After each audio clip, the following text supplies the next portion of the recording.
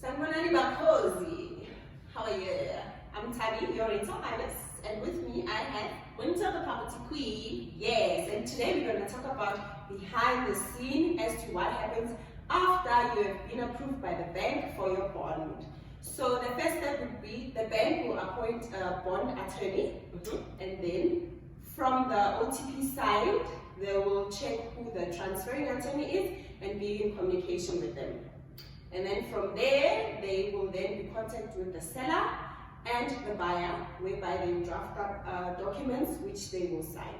Just to get in the bond attorney is elected by the bank, not by the seller, and you both pay for the bond attorney and the transfer attorneys. If you're a buyer, you pay for both the bond and the transfer. Yes. Okay, Tali. And then the transferring attorneys then will contact the buyer to say, okay, this is the invoice for our fees. The bond attorneys will also do so. And then the buyer will pay all those fees. So they will pay the bond attorneys. They will pay also the transferring attorneys.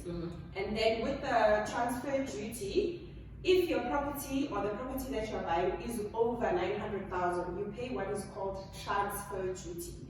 So what transfer duty is basically it's tax to the property. Yes. So the transfer duty is paid by the buyer.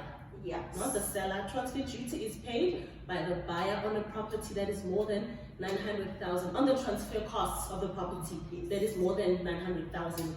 Yes. Okay, step 3. Step 3 would be then everything you have signed, the papers of the lawyers and everything. So the transferring attorneys, what they do is they will request cancellation figures from the bond attorneys, and they would request the SPLUMA from the municipality. They would request cancellation figures from the municipality as well, and they will then also organize a COC on behalf of the seller if the seller doesn't have an electrician.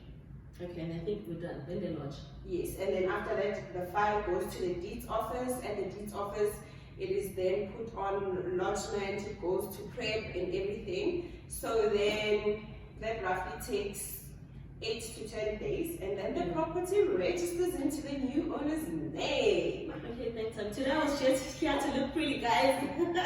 We're done. Yes. Okay.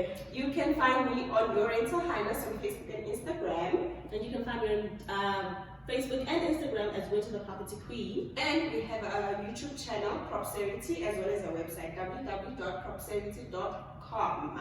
Okay. And that's it. Toodles!